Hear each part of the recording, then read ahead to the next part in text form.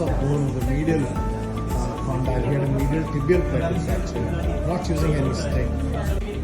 This gentleman had one side robotic knee replacement. He is a case of post-traumatic arthritis in the knee, and he had a very severe deformity and a bone loss. He's only 7 days after